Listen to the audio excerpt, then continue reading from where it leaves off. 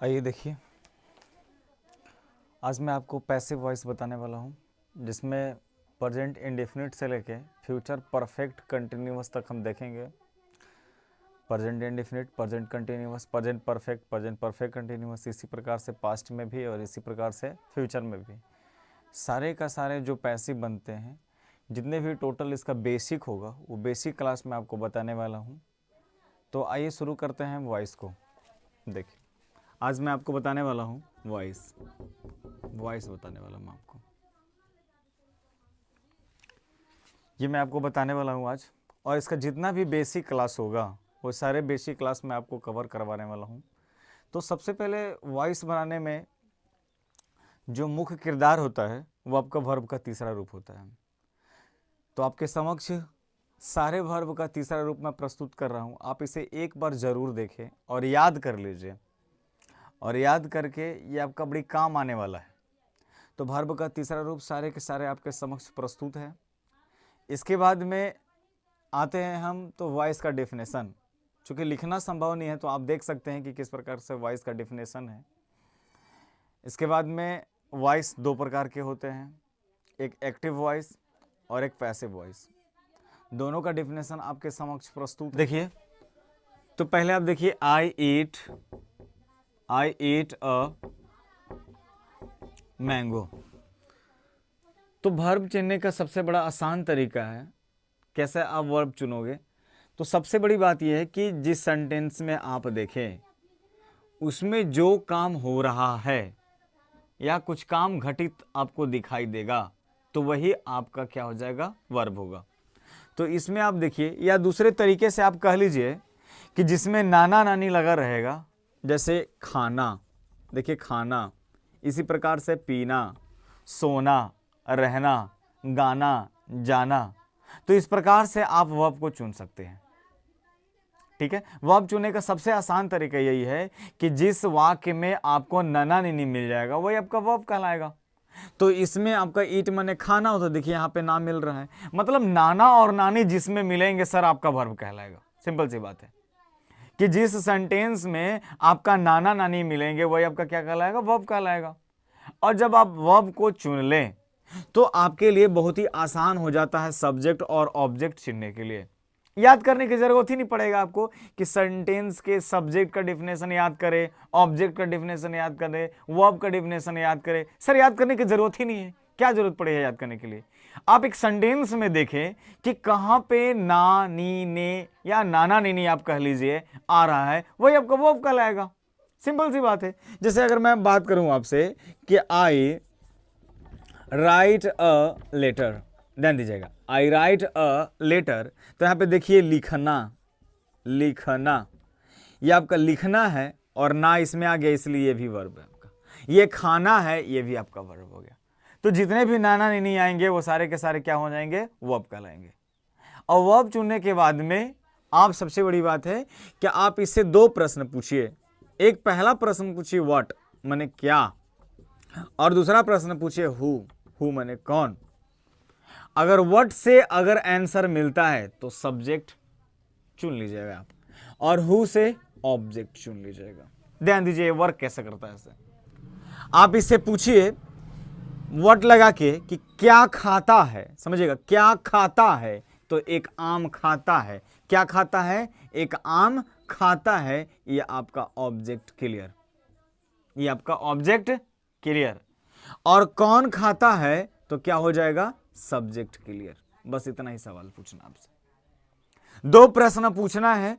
पहला प्रश्न आपको पूछना है व्हाट लगा के, वही वर्ब से आपको चुनना है, और उसके बाद में पूछना है व्हाट लगा के कि क्या खाता है, तो एक आम खाता है, इसलिए यह हमारा ऑब्जेक्ट हो जाएगा। और कौन खाता है तो सब्जेक्ट में मैं हूं तो मैं खाता हूं, मैं सब्जेक्ट हो गया। इस प्रकार से आप इतने आसानी से चुन सकते हैं सब्जेक्ट और ऑब्जेक्ट को मात्र दो प्रश्न में। तो इसमें आप देखिए कि इसमें हमारा वर्ब ये है। इससे आपको दो प्रश्न पूछना है। पहला प्रश्न पूछना है व्हाट लगा के कि क्या लिखता हूं, क्या लिखता हूं, तो एक पत्र लिखता हूं, तो ये हमारा ऑब्जेक्ट रहा। और कौन लिखता है तो मैं लिखता हूं, तो ये हमारा सब्जेक्ट रहा। चुन लीजिएगा इतना। अगर और सेंटेंस अगर आप देखिए तो देखिए और को, पहले नंबर तो आपको पैसिव में ये सारे के सारे जो चीज मैं आपको बता रहा हूं इतना आपको करने आना चाहिए। जैसे मान लीजिए कि मैं ही सिंग्स अ सॉन्ग, ध्यान दीजिएगा, ही सिंग्स अ सॉन्ग, इसमें अगर बात करें तो वह एक गाना गाता है, तो यही आपका जो हो गया गाना, यही आपका वर्ब हो गया। हाँ ये अलग बात है सर कि इसका मतलब भी गाना होता है, लेकिन ये काम यही कर रहा है। मैं क्या कर, वह क्या कर रहा है, गाने गाने का काम कर रहा है, मतलब गाना गा रहा है। ठीक है, जैसे आप ले लीजिए ना कि Ram Ram Ram reads a book, Ram reads a book, तो रीड माने क्या हो गया, पढ़ना हो गया। तो देखिए इसमें भी नाना नहीं आ गया, इसमें भी नाना नहीं आ गया, तो ये हमारा वर्ब कहला गया। और जब आप वर्ब को चुन ले तो उससे आपको दो प्रश्न पूछना है। पहला प्रश्न पूछना है व्हाट लगा के, क्या गाता है, क्या गाता है, तो एक गाना गाता है, इसका मतलब ये हमारा ऑब्जेक्ट हो गया। कौन गाता है, तो वह गाता है, सब्जेक्ट क्लियर। अब इसमें देखिए क्या पढ़ता है, तो एक किताब पढ़ता है, और कौन पढ़ता है, तो राम पढ़ता है, सब्जेक्ट क्लियर। तो इसी प्रकार से हम एक सेंटेंस में सब्जेक्ट को भी चुन लेंगे, ऑब्जेक्ट को भी चुन लेंगे, और वर्ब कुछ भी चुन लेंगे। क्लियर है, इतना तक समझ में आ गया कि एक सेंटेंस में सबसे पहले तो आपको वर्ब चुनना है। वर्ब चुनिएगा कैसे, तो जिसमें नाना नीनी लगा रहेगा वो आपका वर्ब हो जाएगा। इसके बाद में वर्ब से ही सवाल करेंगे आप, दो प्रश्न पूछेंगे, एक सब्जेक्ट के लिए एक ऑब्जेक्ट के लिए। तो क्या लगा के सवाल पूछिएगा तो ऑब्जेक्ट क्लियर हो जाएगा, और हु लगा के सवाल कीजिएगा तो आपका सब्जेक्ट क्लियर हो जाएगा। क्लियर है यहां तक तो डाउट नहीं होना चाहिए मेरे ख्याल से। अगर डायरेक्ट आपसे सवाल पूछता है, जैसे आप देखिए यहां पे किसी का ऑब्जेक्ट में भी पूछ लेता है, तो आप याद रखिएगा ये आई है तो आई का ऑब्जेक्ट मी होता है, यू का ऑब्जेक्ट यू होता है, दे का अगर हम बात करें तो देम हो गया ऑब्जेक्ट। अगर इसी प्रकार से हम वी का बात करें तो अस हो गया, या इसी प्रकार से और कह लीजिए आप ही का, तो क्या हो जाएगा, हिम हो जाएगा। इसी प्रकार से अगर सी का बात करें हम तो हर हो जाएगा, ईट का तो ईट ही हो जाएगा। ठीक है, और इसके बाद में I we you they he she it, और नेम का तो ऑब्जेक्ट होता ही नहीं। तो ये आपका टोटल का टोटल सब्जेक्ट है, और ये टोटल आपका क्या है, ऑब्जेक्ट है। अगर मी आएगा तो उसके लिए हम आई का यूज करेंगे सब्जेक्ट में, और अगर आई आएगा सब्जेक्ट में तो उसके लिए ऑब्जेक्ट में क्या लगाएंगे, हम मी लगाएंगे। यहां तक क्लियर है। मतलब पैसिव के लिए आपको बनाने से पहले आपको कुछ बातों को याद करना पड़ेगा। पहला नंबर तो वर्ब का तीसरा रूप आपको याद करना पड़ेगा, याद होना ही चाहिए वो वाला।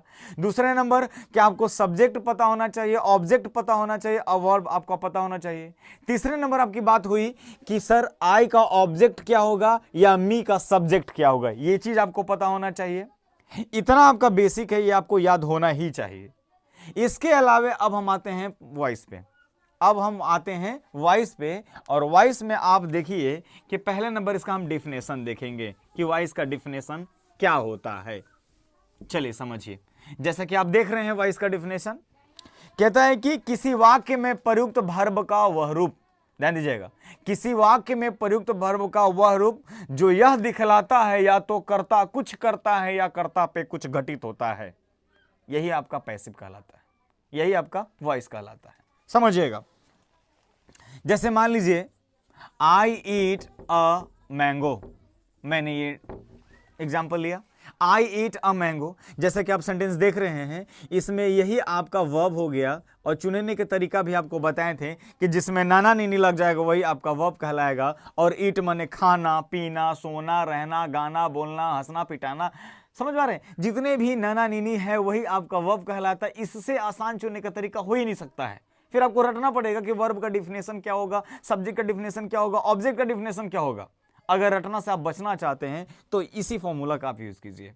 ठीक है, तो ये आपका वर्ब हो गया। इसी से आपको पूछ लेना है कि क्या खाता है, तो आम खाता है, ऑब्जेक्ट क्लियर। और कौन खाता है, तो सब्जेक्ट में हो गया आपका आई। इसके अलावे अगर आप देखिएगा डिफिनेशन से कि किसी वाक्य में प्रयुक्त वर्ब का वह रूप जो यह दिखलाता है या तो कर्ता कुछ करता है, देखिएगा किसी वाक्य में प्रयुक्त वर्ब का वह रूप, आप जानते हैं कि वर्ब आपका वर्ब फॉर्म जो होता है वो 5 प्रकार के होते हैं, V1, V2, V3, V4, V5। इसी प्रकार से 5 होते हैं। तो किसी वाक्य में प्रयुक्त वर्ब का वह रूप जो यह दिखलाता है या तो कर्ता कुछ करता है या तो सब्जेक्ट कुछ करेगा। जैसे सब्जेक्ट कुछ कर रहा है, क्या कर रहा है सब्जेक्ट? सब्जेक्ट एक आम खा रहा है, समझ पा रहे हैं? या तो कर्ता कुछ करता है, मतलब सब्जेक्ट क्या कर रहा है? एक आम खाने का कोशिश कर रहा है। तो सबसे बड़ी बात पहला नंबर यही होगा कि या तो कर्ता कुछ करता है। देखिए सब्जेक्ट में या तो कर्ता कुछ करता है, वर्ब का वह रूप जो यह दिखलाता है या तो कर्ता कुछ करता है, मतलब ये सब्जेक्ट जो है कुछ कर रहा है। क्या कर रहा है? एक आम खाने का कोशिश कर रहा है। ये ना हो गया।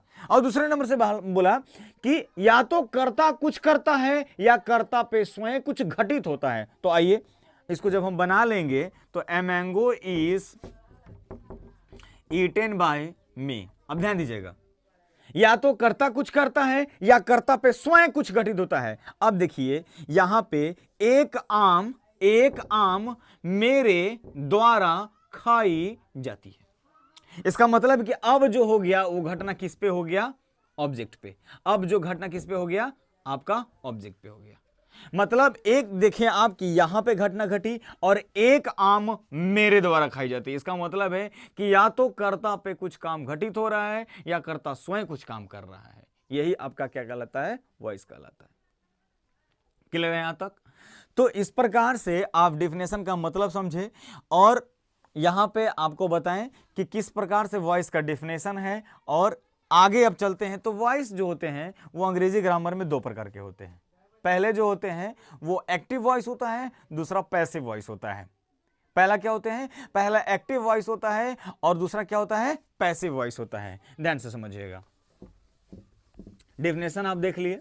इसके बाद में how many kinds of voice? तो पहला नंबर के हो गया आपका एक्टिव वॉइस और दूसरा नंबर का आपका हो गया पैसिव वॉइस। यही 2 प्रकार के आपके समक्ष वॉइस होते हैं।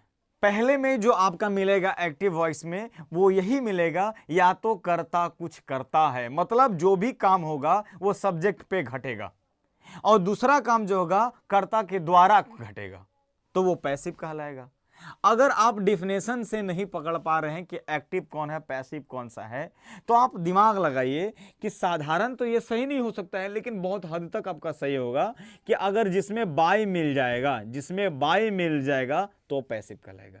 ये साधारण तो सही है लेकिन पूरी सही नहीं कर सकते हैं, क्योंकि कुछ वर्ब ऐसे भी होते हैं जिनके साथ में बाय नहीं लगाया जाता है। जैसे आप नो ले लीजिए, KNOW, नो माने जानना, इसके बाद में आपको टू ही लगाना पड़ेगा। तो यहां पे गलत होते हैं, लेकिन आप 70 से 80% तक आप ये सही लगाइएगा कि पैसिव में बाई जहां मिल जाएगा वो आपका क्या हो जाएगा?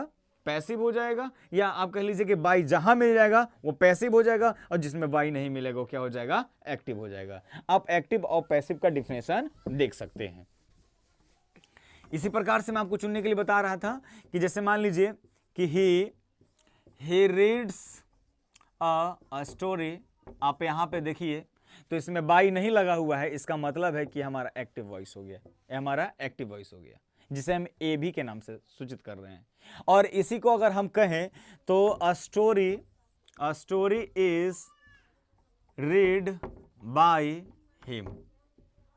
तो देखिए इसमें बाई लगा हुआ है, इसका मतलब है कि ये हमारा पैसिव वॉइस हो गया। यही चिन्हने का सर आसान तरीका है।